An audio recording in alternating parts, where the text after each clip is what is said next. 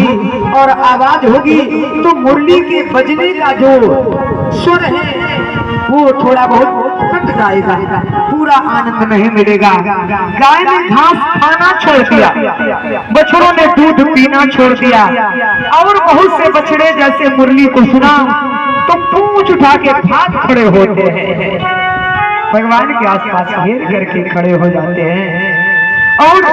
कुछ गाय देखना जब वो चौकन्ना होती है तो कान एकदम सीधे कर लेती है, कान को एकदम खड़ा कर लिया, मानो कान रूपी दोने से मुरली के अमृत रूपी रस को भर करके पीना चाहती है। यमुना के किनारे किनारे फूल के पेड़ खड़े थे,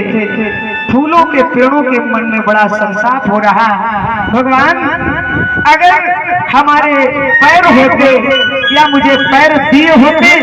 तो हमारे में जो सुगंधित फूल लगे हैं सब के सब फूल अपने ऊपर, यानी हमारे में जो लगे फूल सब के सब फूल भगवान के चरणों में समर्पित कर देता। लेकिन प्रभु तुमने हमें पैर क्यों ना दिए? यमुना का पानी जहां तहां रुक जाता है, जहां का तहां ठहर जाता है, यानी एकदम बंद हो जाता है। यमुना का पानी स्तब्ध हो जाता है। यमुना को लगा जो मेरे में कलकल निनाद होता है वो निनाद होगा तो उस स्वर के कारण मैं मुरली की आवाज को नहीं सुन पाऊंगा। लाखों गायें मुरली की आवाज को सुना तो लाखों गायों के स्तनों से अपने आप दूध बहने लगा, दूध झरने लगा। इधर से जब लाखों गायों के थनों से दूध निकला तो दूध की मानो छोटी नदी बन जाती है। यमुना से रहा ना गया कि मैं भी अपने प्रियतम के पांव पखार लूं। यमुना में एकदम बाढ़ जैसी लहर आई, इधर से दूध की धार, उधर से यमुना के जल की धार, एक उज्जवल धार, एक सावरी धार, दोनों धाराओं का ऐसे मिलन हुआ जैसे तीर्थराज प्रयाग में गंगा और यमुना का मिलन हो जाता। फूलों से रहा ना गया, जब तेज लहर आई तो फूलों के पेड़ों ने अपने शरीर को जोर से हिलाया। जैसे जोर से हिलाया तो उनमें जितने सुगंधित फूल लगे थे सब टूट करके पानी में गिर गए, और पानी में आई लहर कि सारे के सारे फूल भगवान के चरणों में चढ़ जाते हैं। आज फूलों को लगा कि हमारा जीवन धन्य हो गया। जितने बांस के पेड़ खड़े हैं, बांस के पेड़ों के आंखों से मद की धार निकलने लगती है और मुरली बांस की होती है। उन्होंने कहा, अरे मुरली तूने तो बांस जाति को धन्य कर दिया, क्योंकि हमारे वंश की एक लड़की, हमारे घर की एक लड़की जो भगवान के सदैव ओठों से लगी रहती है। सखियां मुरली से बहुत डाह करती हैं। सूरदास जी कहते हैं, सखियां कहती हैं कि सखीरी मुरली इनकी मुरली को लगता है चुराना पड़ेगा, क्योंकि ये सारा दिन मुरली में उलझे रहते हैं। जब सोते हैं भगवान तो भी मुरली को नहीं छोड़ते। जानते हो, जब मुरली से लोगों ने कहा तूने ऐसा कौन सा तप किया है, तूने ऐसा कौन सा पुण्य किया है जिससे भगवान तेरे को सदैव अपने अधरों पर धारण करते हैं, तो मुरली ने कहा मैंने अपने जीवन को खोखला बना दिया है। जिस समय मुझे छेदा गया, मेरे में छिद्र बनाए गए, तो बनाने वाले ने छील छील करके मुझे एकदम बोला बना दिया, खोखला बना दिया। भगवान उसे मिलते हैं जो अपने शरीर के अपने सारे विकारों को त्याग देता है, जो शून्य बन जाता है, जो अभिमान रहित बन जाता है। भगवान उसे ही मिलते हैं, इसलिए भगवान हमको मिले। और भगवान जैसे मुरली बजाए, गोपियां घर में बैठी हैं, एक एक छवि का ध्यान मन में आ जाता है और भगवान से कहती हैं कि तेरी मुरली बजी वहां 5 किलोमीटर तेरी मुरली बजी दूर, और मैं यहाँ घर पे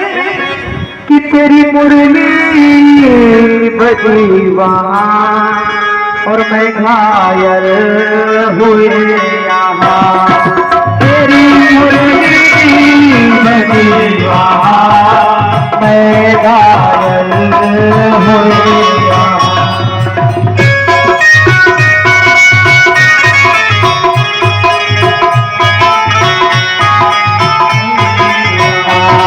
तेरी मुरली हुई मैं तो पगली बजी जो तेरी मुरली हुई मैं तो पगली जाऊं तो जाऊं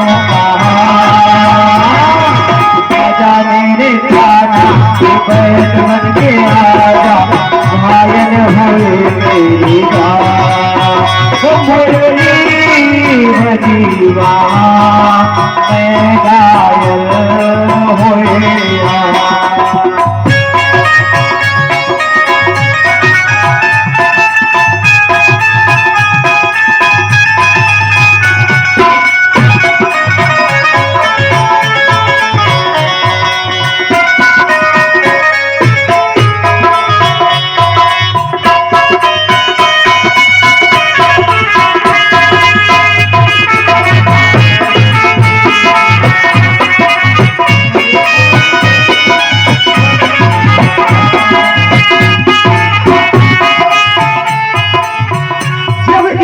आवाज इतनी प्रिय है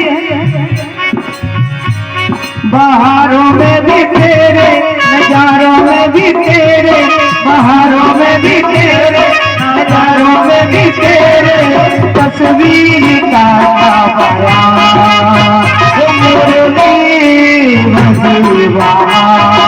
मैं घायल होने यहाँ बजी जो तेरी मुरली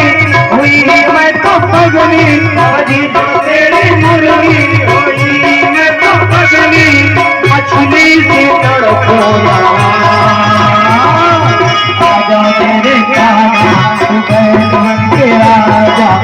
घायल हो मेरी